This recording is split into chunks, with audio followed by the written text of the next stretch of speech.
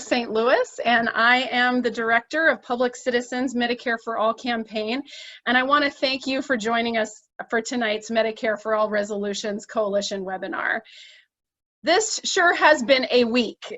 So we know that many folks are pulled in a million directions right now. There are many fronts to fight on for justice and for our democracy. So very aware of that. But we also know that one of the most important fronts for fighting right now is to demand healthcare as a human right. And so on behalf of this powerful coalition of allies that's building a grassroots movement in support of Medicare for All, we're especially grateful for everyone and all the folks who are here with us tonight. Our Medicare for All Resolutions Coalition has built an impressive grassroots base. I'm proud to say that we now have 305 local efforts underway across the country to win city and county council resolutions in support of Medicare for All. Thanks to many of you who are with us tonight and many others. And you can find the map of those ongoing resolution efforts on our website at medicareforallresolutions.org. Brittany, if you can put that in the link in the chat box to our map, make sure to check your town out and add it if it's not already there. These local resolutions are part of our broader strategy to build our movement from the ground up, to educate the public and to urge our members of Congress to support Medicare for All legislation in the House and in the Senate. And it's really critical that this education and base building work continue now because of the misinformation campaign that's being spread by corporations who are profiting off the status quo. And that misinformation campaign is really reaching a fever pitch during this electoral season. But we know that our efforts to educate people are working because despite $1.4 million that the insurance industry and Big Pharma spent attacking Medicare for All in Iowa alone in the past few weeks, we know the Washington Post reported this week that 60% of Democratic voters, even in spite of all of those lies, reported in exit polls that they support eliminating private insurance for a single-payer Medicare for All system. So we know that this education works. City and county officials are well positioned to make the local public health and economic case for a more humane, sane, and efficient Medicare for All system. And we hope that through these webinars and our toolkit that we have on the website and other support that we can provide, you can help lead these education and advocacy efforts in your community. Tonight, we have a really exciting lineup of speakers who will help arm us with the facts of how more and more doctors are demanding Medicare for All, how to counter the PR and the lies that's being spread by the health insurance industry, and how Medicare for All really is a civil rights and racial justice necessity. And we're going to hear from about some exciting local victories and amazing organizing efforts that are underway around the country. So you can feel free to ask questions and make comments that are in this chat box if you're logged on, or if you've called in, you can always email any questions to bshanahan, BSHANNAHAN @citizen.org, and we will be sure to follow up with you. So I want to dive in because we have a very packed agenda, and we will finish in an hour. So first, I'm really thrilled to have with us City Council Member William Reynolds, who's from Bethlehem, Pennsylvania. Councilmember Reynolds is a history and government teacher, and he has served on the Bethlehem City Council since 2008. As you may remember, the Bethlehem City Council voted unanimously in favor of a Medicare for All resolution last November, thanks to Councilmember Reynolds' leadership. And we've heard from activists and local officials that would be helpful to explain how Medicare for All could lead to savings at the local level. And so Councilmember Reynolds has agreed to join us and to share his thoughts on why it was important to push for this resolution. So Councilmember Reynolds. Thank you. First of all, I want to say thank you for the opportunity to be here and kind of talk about a little bit of what we did on the local level. And I guess I would start by saying that Bethlehem is, I guess we're the 6th largest city in the state of Pennsylvania. We have about 75,000 people.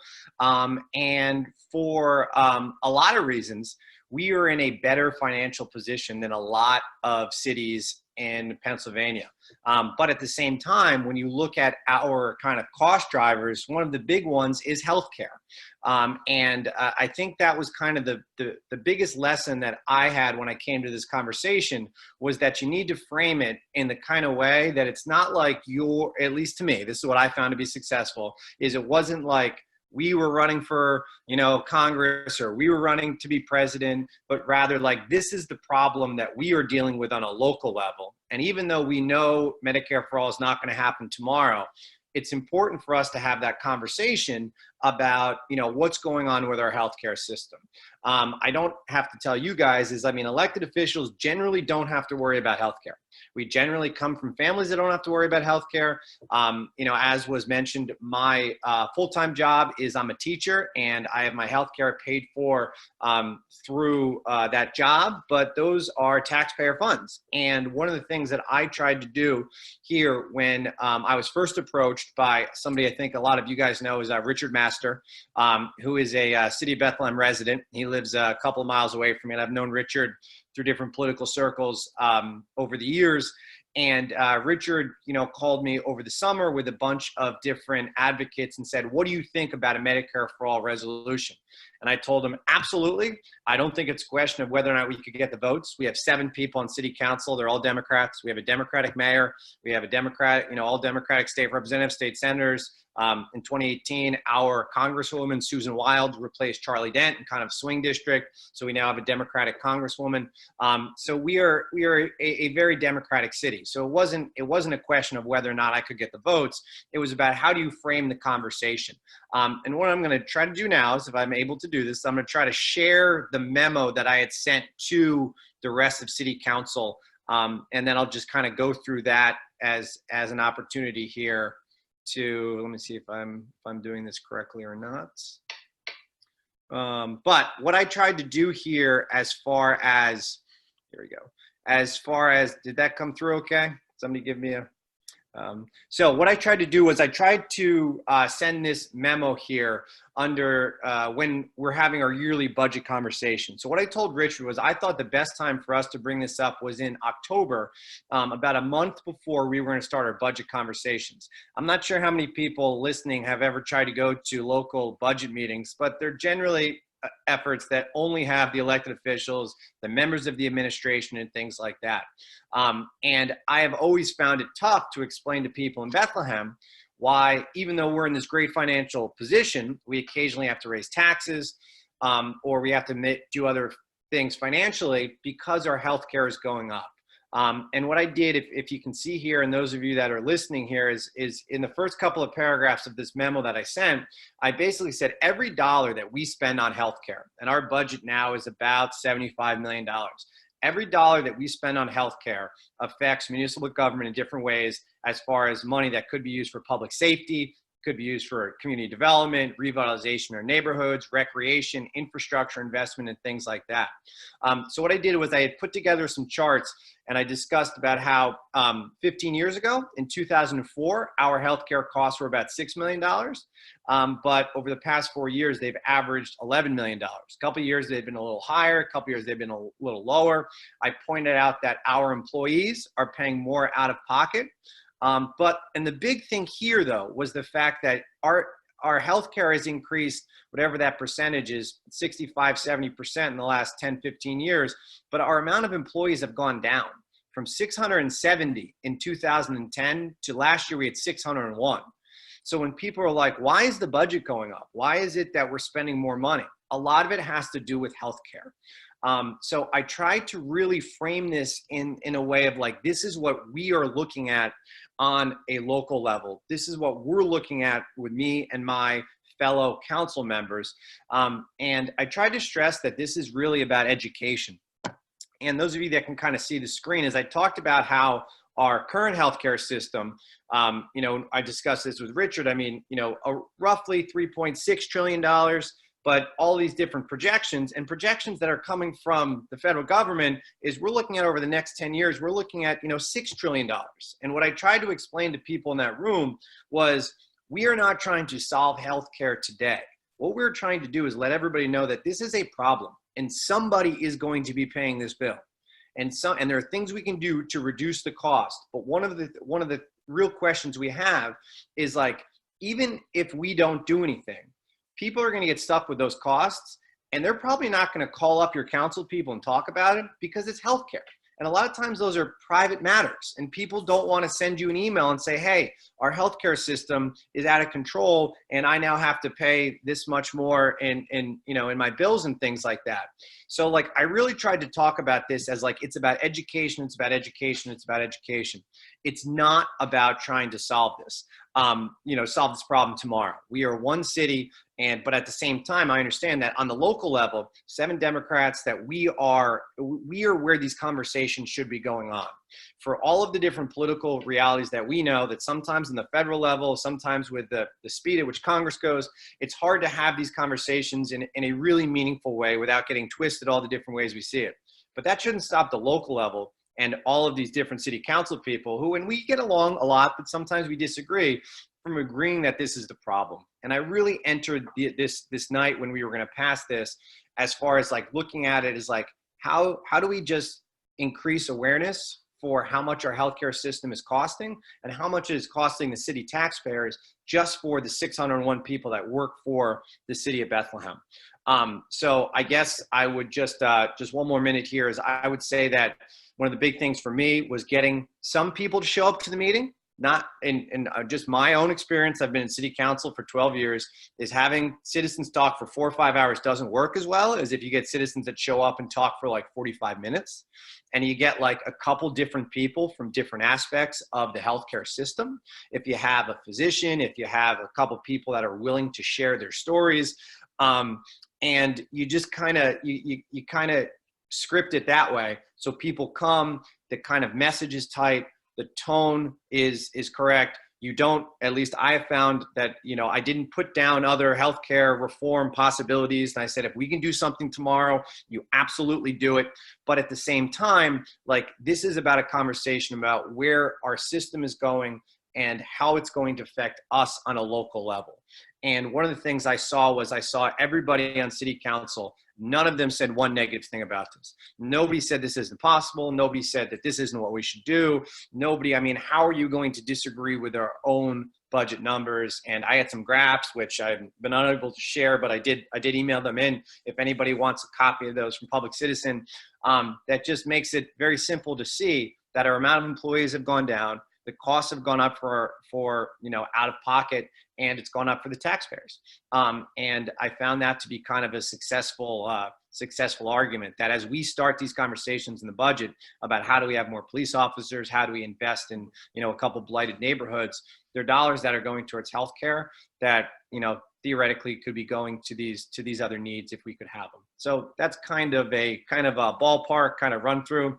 I hope that answered some of the questions or whatever, and I will kind of step aside here, but at the same time, I will certainly try to answer any questions that we have here on the right. Great. Thank you so much, Councilmember Reynolds. You can see there are some questions already there for you, so if you could answer those on the way as we go forward. But thank you so much for your leadership, and it was wonderful to see the amazing testimonies of all the council members, and we have a video of that on our website of the awesome vote that you all had in November. So thank you. Next, I'm honored to have with us the president of our close partner, Physicians for a National Health Program, Dr. Adam Gaffney. He's a pulmonary and critical care specialist at the Cambridge Health Alliance and Harvard Medical School, and he's a national leader on health care policy. PNHP has made tremendous strides in pushing physicians organizations to take a stand for Medicare for all, and they've had some really exciting developments in recent weeks that Dr. Gaffney has agreed to share with us. So Dr. Gaffney. Great, thank you. I want to just say thank you to Public Citizen for having me and putting together this great panel that I'm really proud to be a part of. In about 5 minutes, I'm going to talk a little bit about what happened in January, why it matters, where we've come from, and where we still need to get to in order to make Medicare for all a reality. So just a brief 30 seconds or so on the history of physician involvement in universal health care.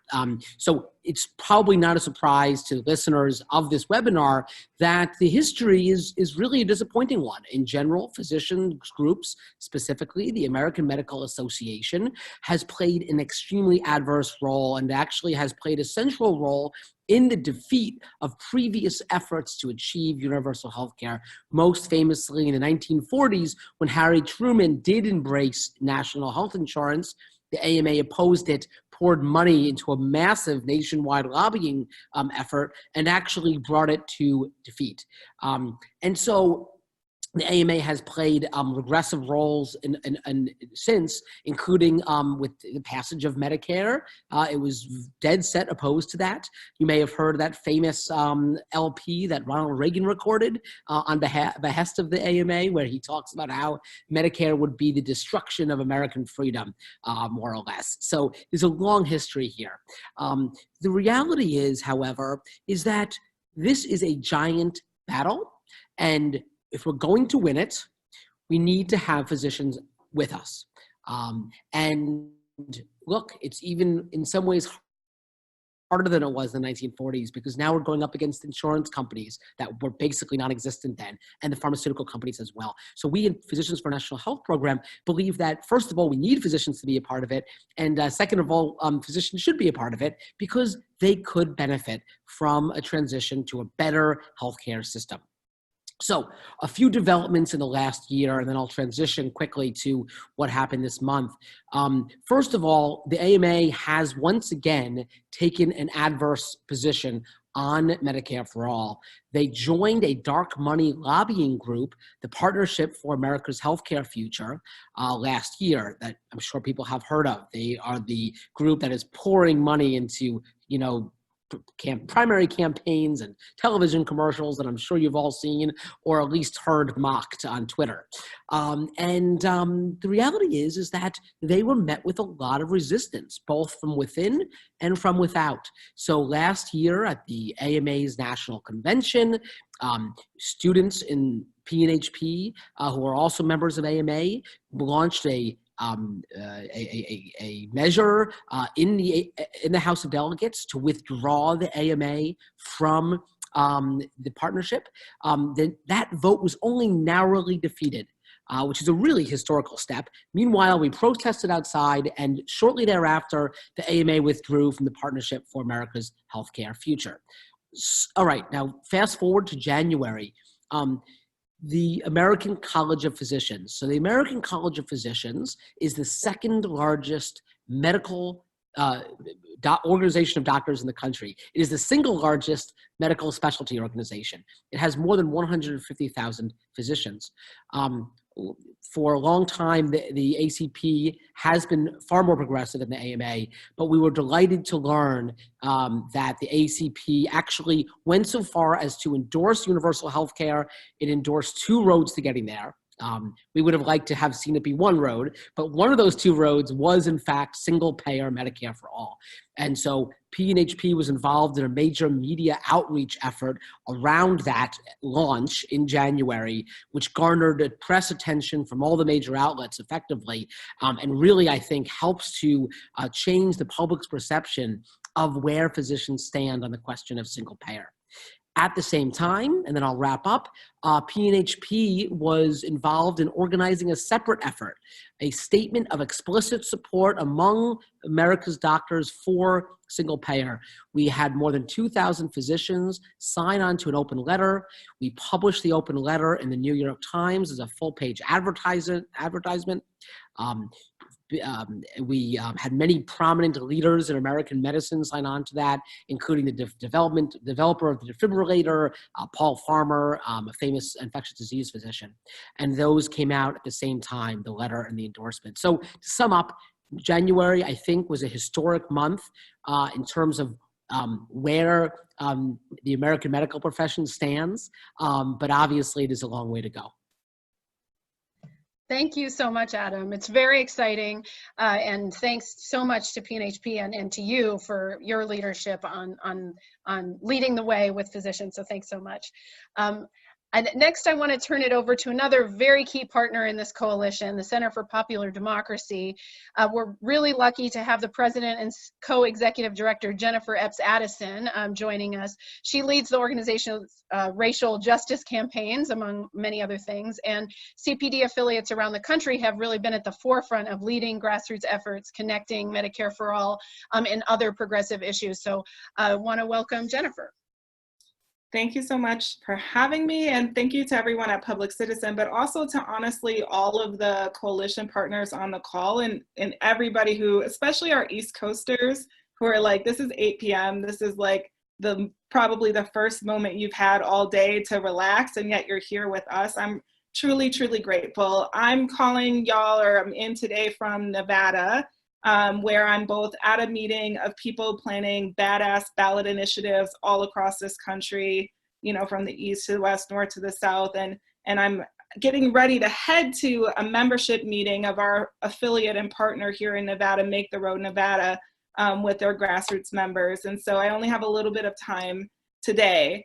I think the thing that we really want to communicate to people is that if we want to defeat, you know, the idea that only certain people are worthy of healthcare, if we want to, you know, live in a world in which people don't have to make impossible choices between rent and car payments and student loans and insurance, and can I pay this copay, can I afford my prescription, and should I, you know, can I be late on my rent this month without getting kicked out and getting evicted? If we don't want to live in that kind of the world, this is the best moment we have had possibly in the history of our country to change that circumstance.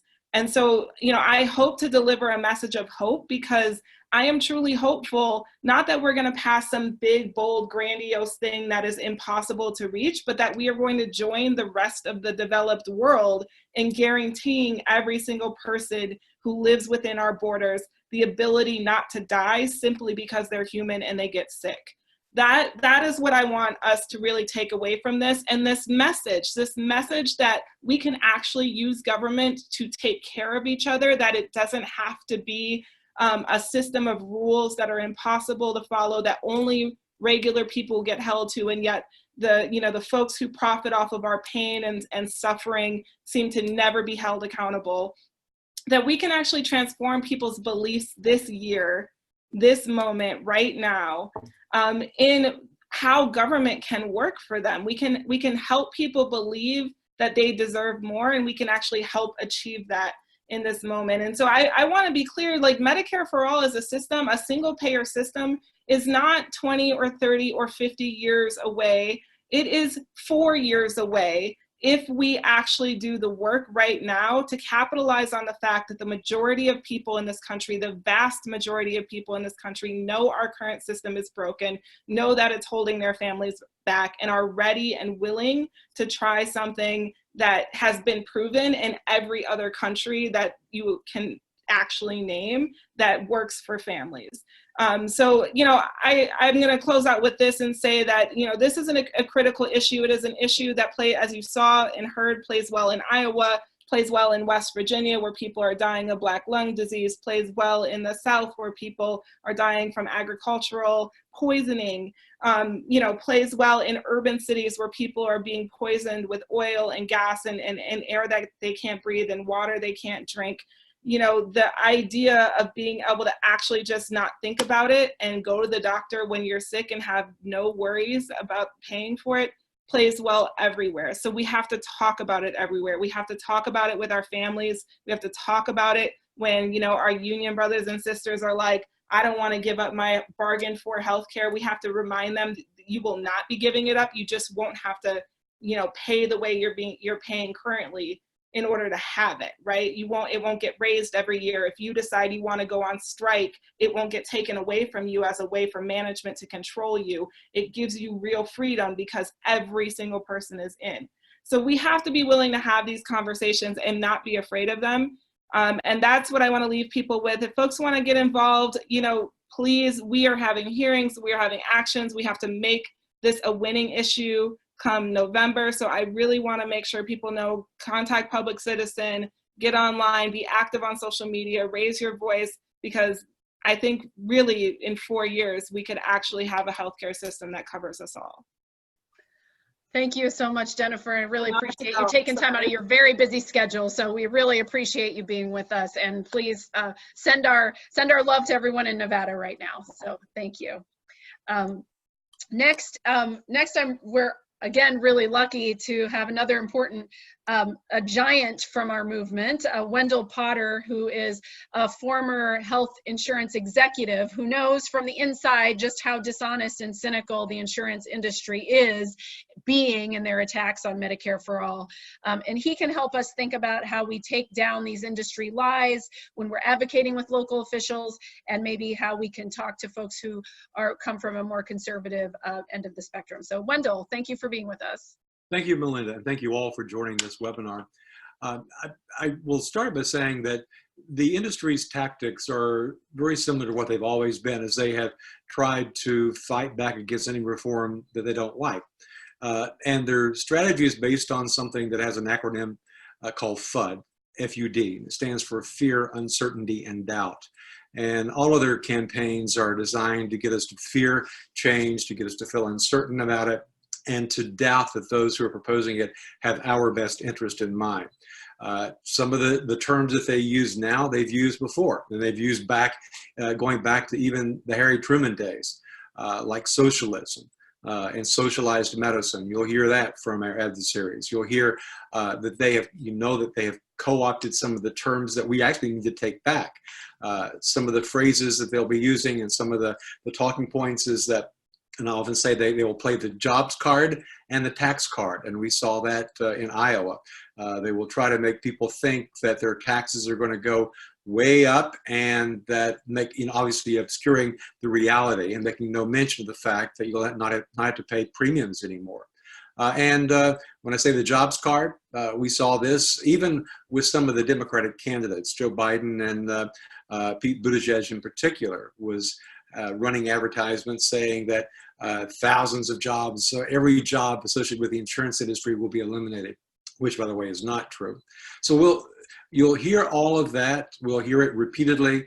They know from the past that you need to stick with a few talking points and repeat them over and over and over again, having no veracity, but they work, and people begin to believe them. As Melinda said earlier, despite all their efforts and all the money that they spent, and even some of the candidates spent to discredit Medicare for All and to scare people away from it, we saw from the polling that a big majority of caucus goers there support Medicare for All.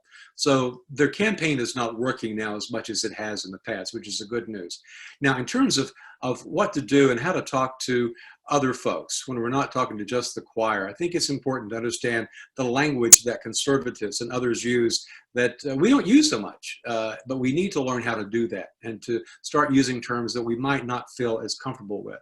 I'm going to read to you some of the things that President Trump said last night in his State of the Union when he got to the section on health care.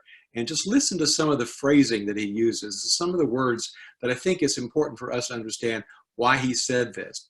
He said, "A good life for American families also requires the most affordable, innovative, and high-quality healthcare system on earth."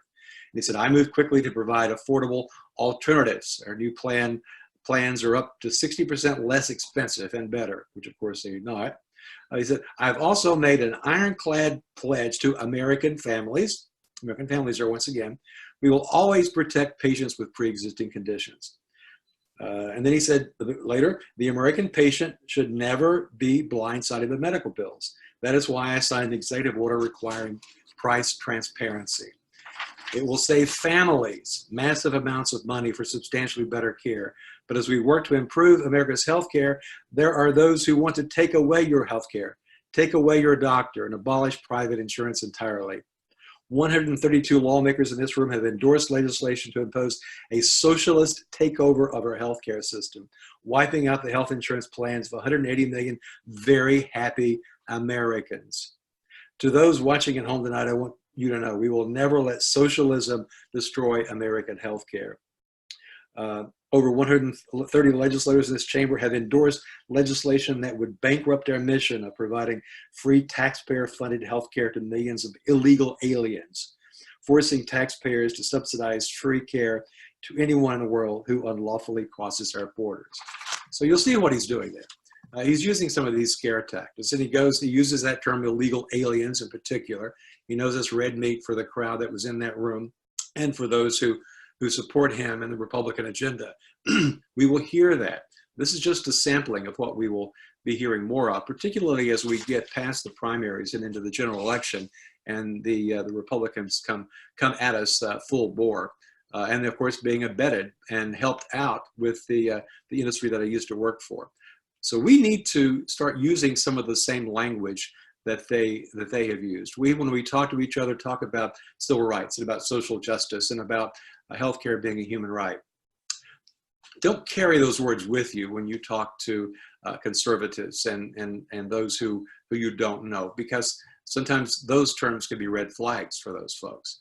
We need to take back terms like families and use the word patriotism and take back the word choice. I wrote an op-ed for the New York Times last month to help people understand how the industry is using that word to make people think that Medicare for all will take choice away, when of course we don't have choice. Most of us don't have the choice of health insurance, but what we value most is choice of healthcare providers. We need to talk about patriotism. We need to talk about having the back of our fellow Americans, because that's the patriotic thing to do.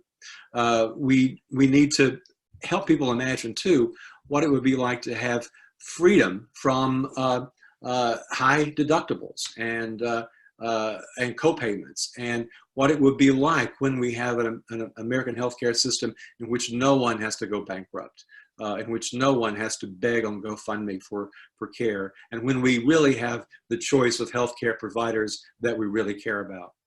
So I'll end with that, but those are just some of the terms and the language that we ought to consider using as we talk to others who are not yet in our movement. Thank you, Melinda. Thank you so much, Wendell. It's extraordinarily helpful. I really appreciate that.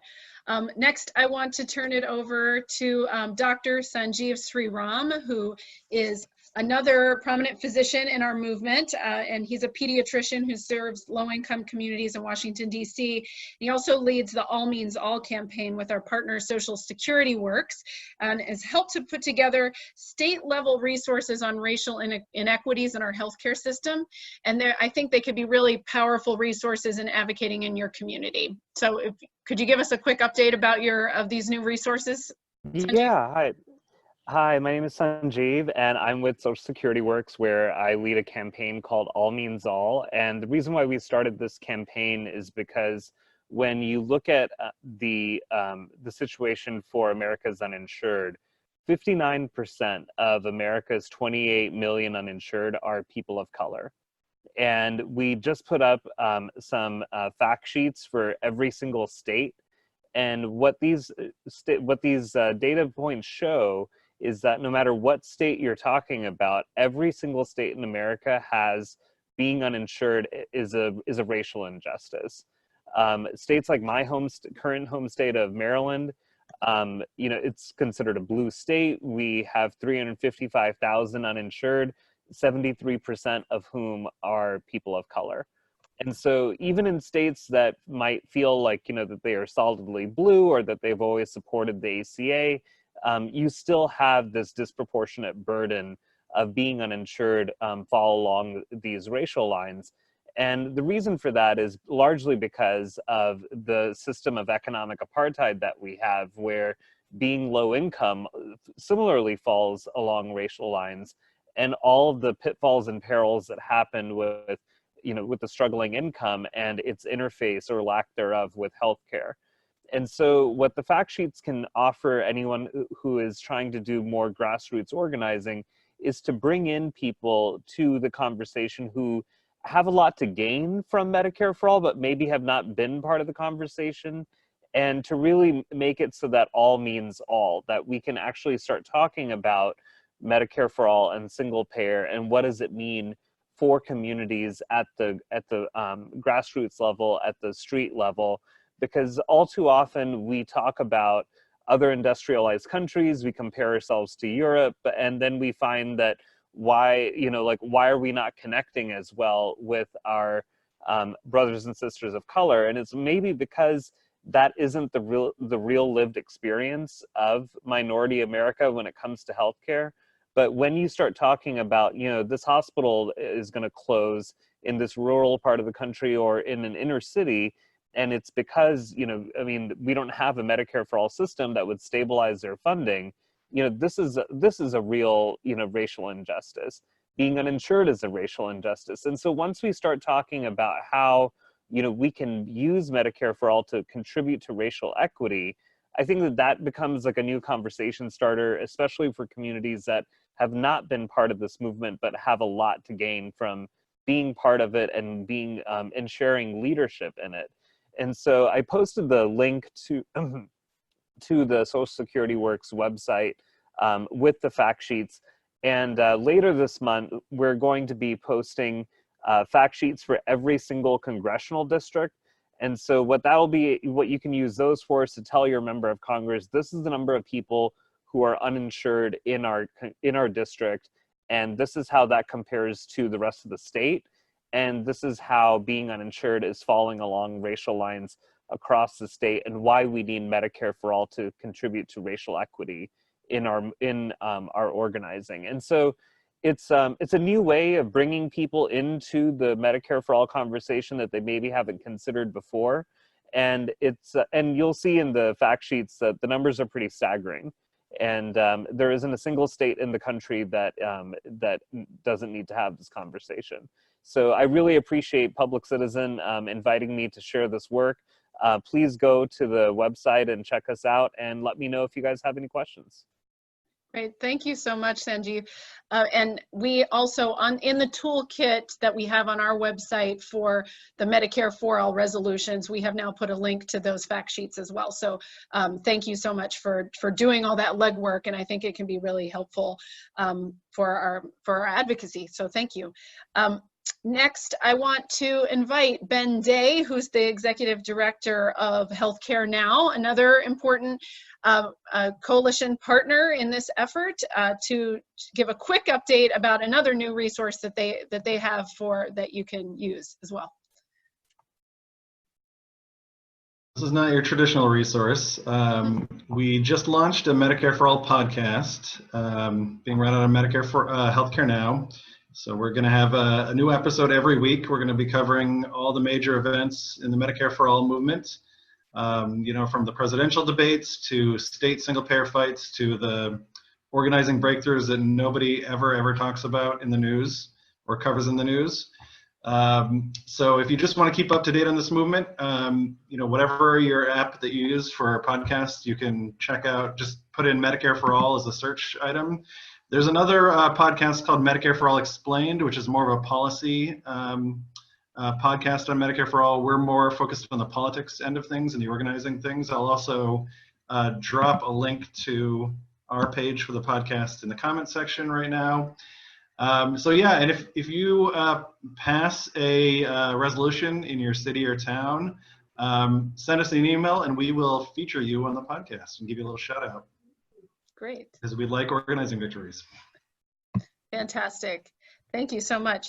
And so now I want to turn it over to Brittany Shanahan, who works with me at Public Citizen and is the lead organizer on the Medicare for All resolutions, and is talking to activists all over the country all the time. These over 300 efforts that are underway, Brittany has put on the map, is talking to folks, and so she's going to introduce some of the great local leaders, just as a sampling of the awesome organizing that's happening. So Brittany. Hi, everyone. It's great to be here for our February webinar. So I've been talking to local leaders all around the country, and I'm so excited by our growing momentum, now in over 300 cities and towns across the country.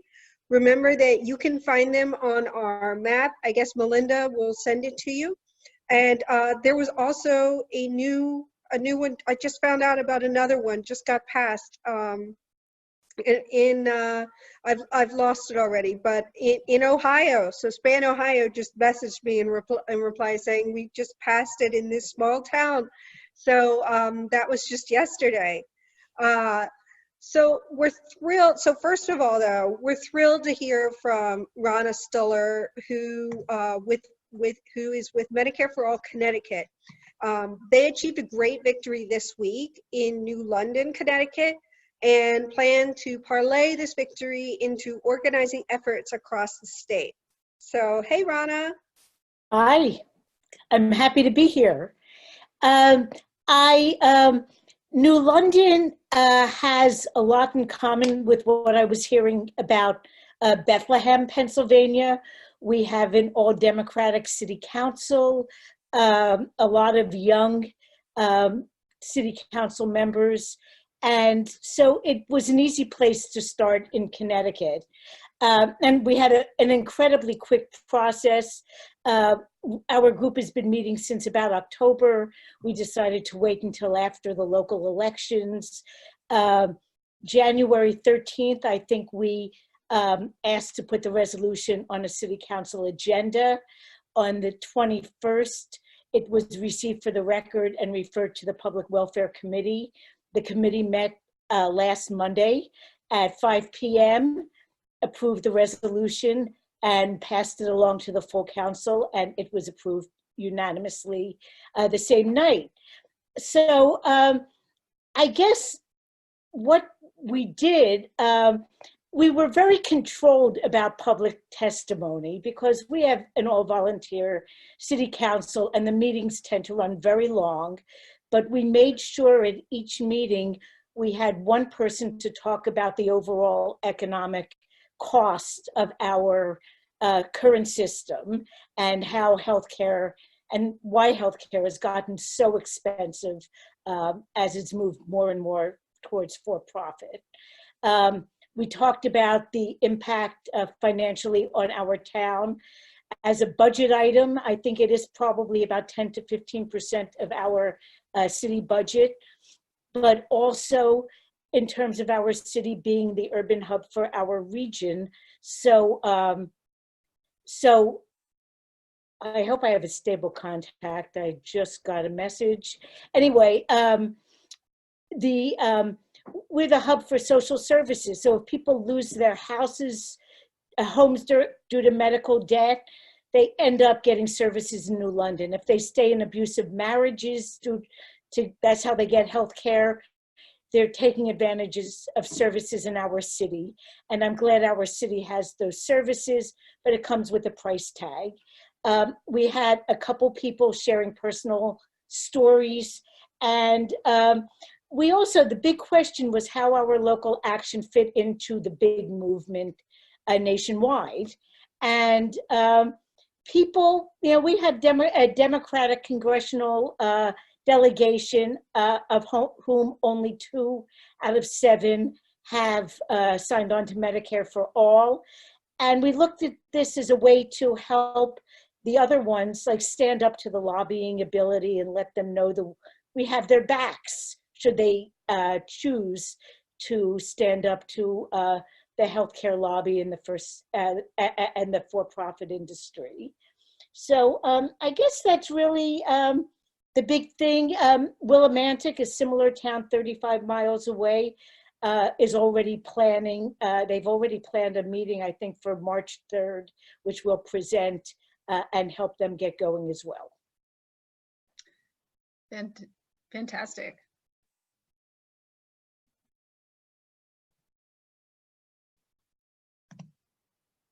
Great. So thank you so much, Rana. It was great to hear from you. Second time we've been chatting by video this week.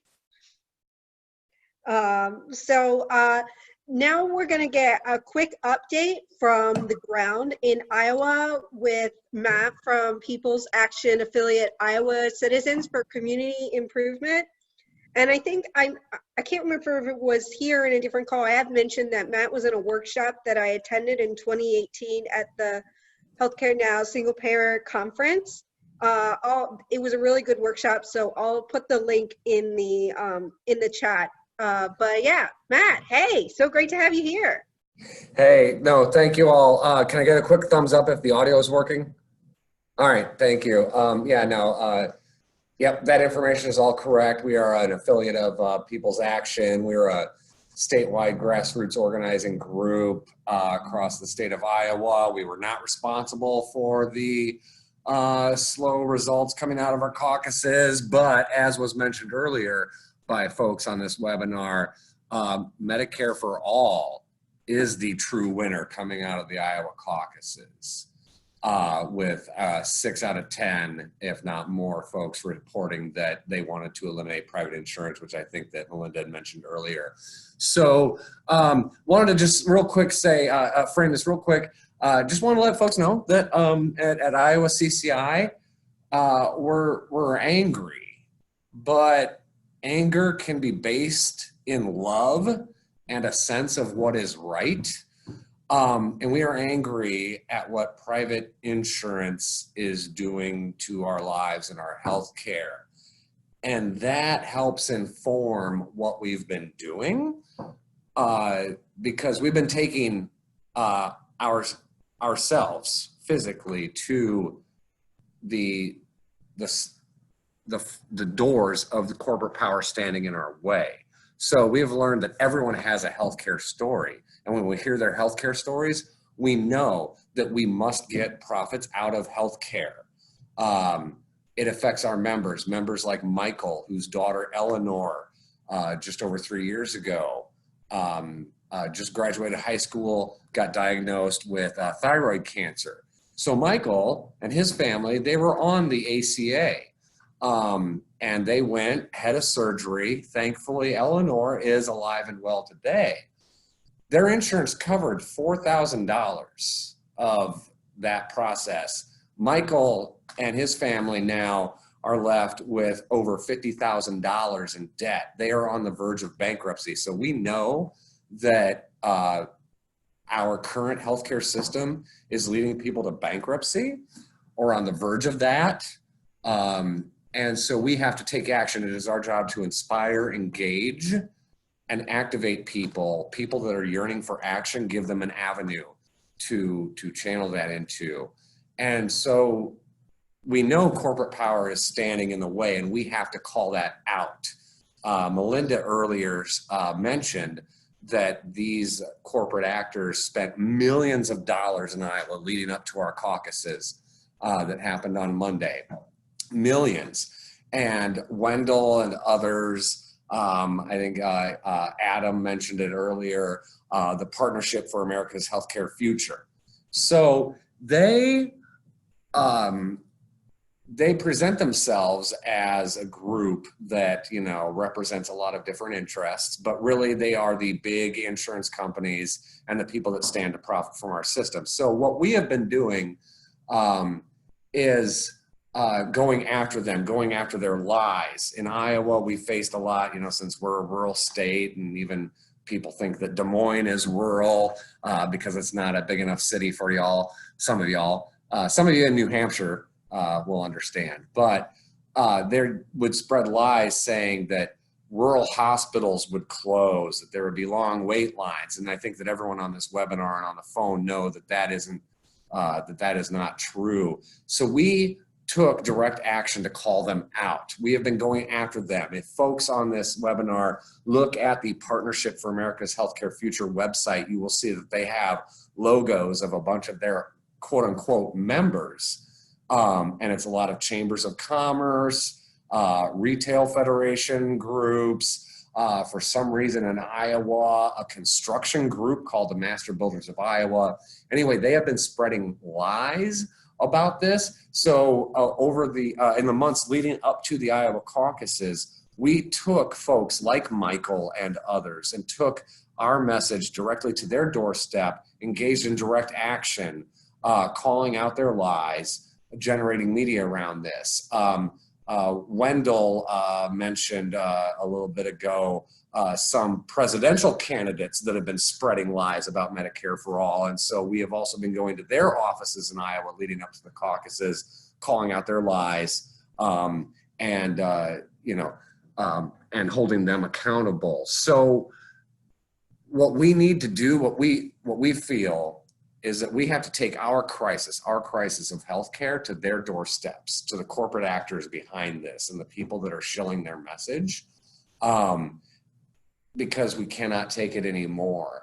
So we've generated media around this. We've exposed the corporate villains for who they are. Our goal is to remove everyone from the Partnership for America's Healthcare Future website that is not big insurance, big pharma, so that we can expose them for who they are.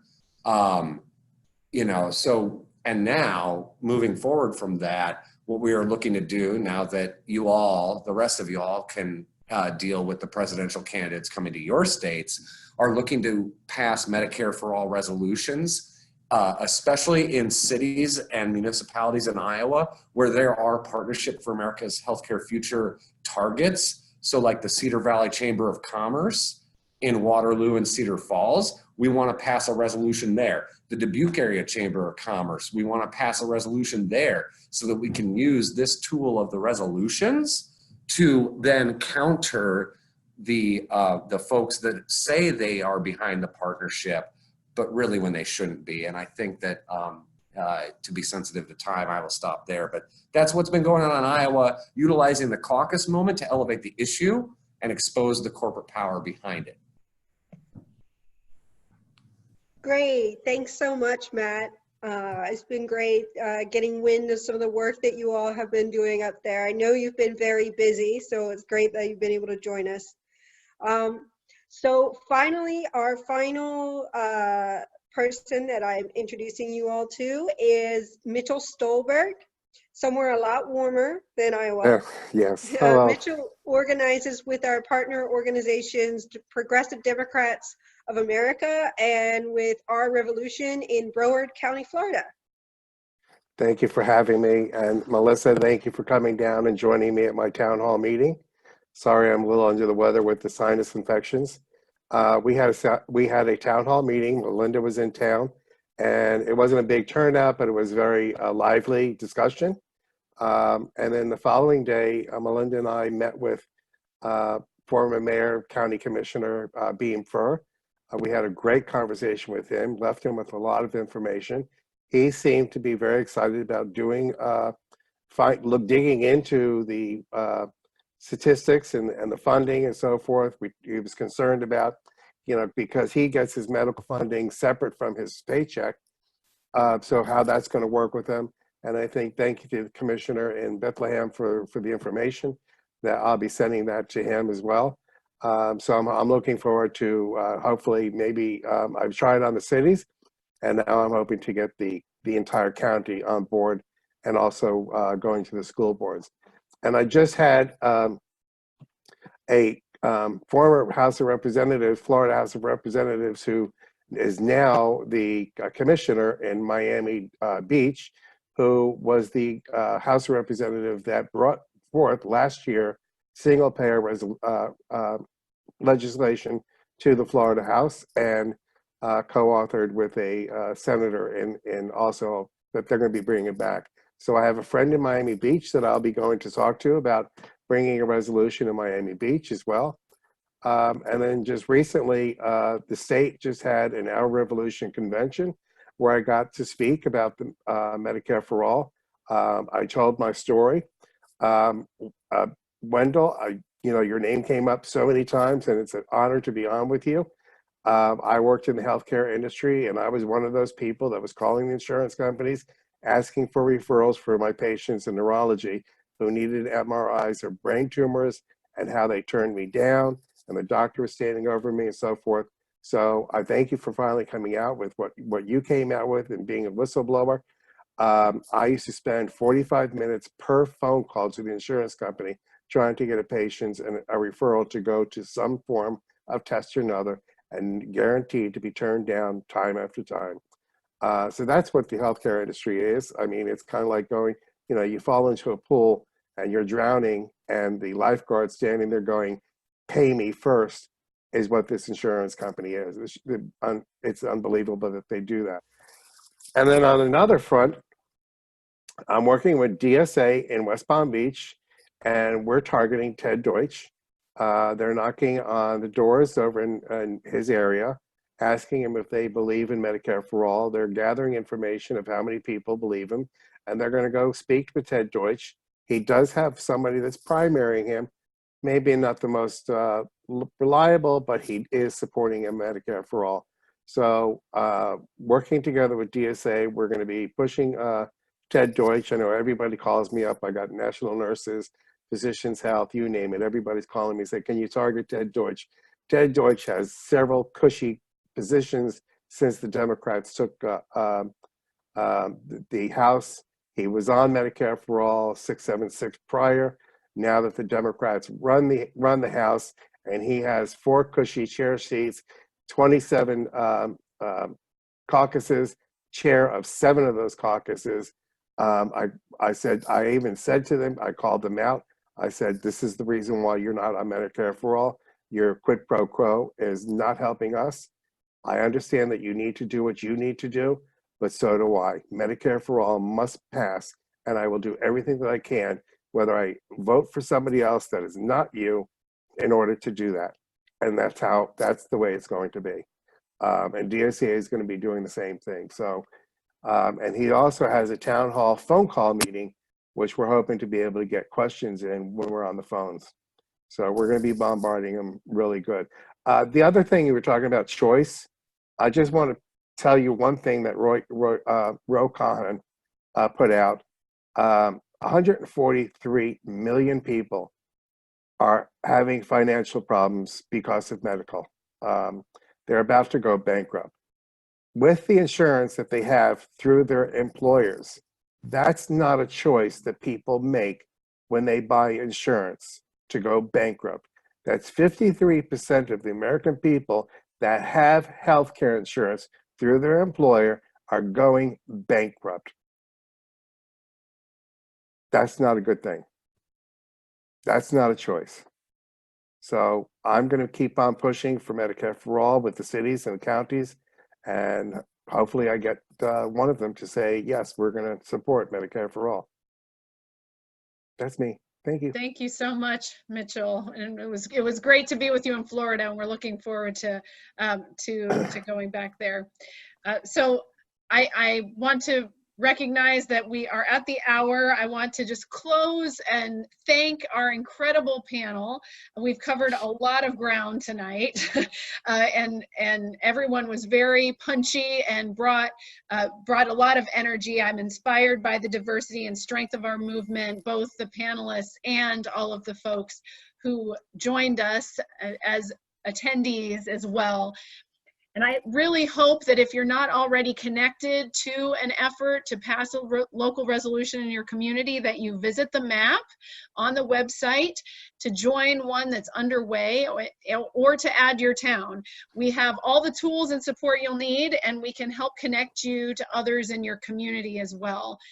And as another plug is that we would love to feature more of you on these webinars as well. And if you want to send us a short video answering a couple of questions, a very short video, we are going to put together a social media video about local activists around the country. So if you could let us know, why is winning Medicare for all personal to you? And why are you organizing for a Medicare for all resolution in your community? We would love to get those videos. You can email me at mstlouis@citizen.org for questions about that, or to send them to us. And again, don't forget to check out our map. I forgot to mention when I introduced Dr. Sriram, Sanjeev Sriram, that it is his birthday today, and he joined us at 8 p.m. on his birthday.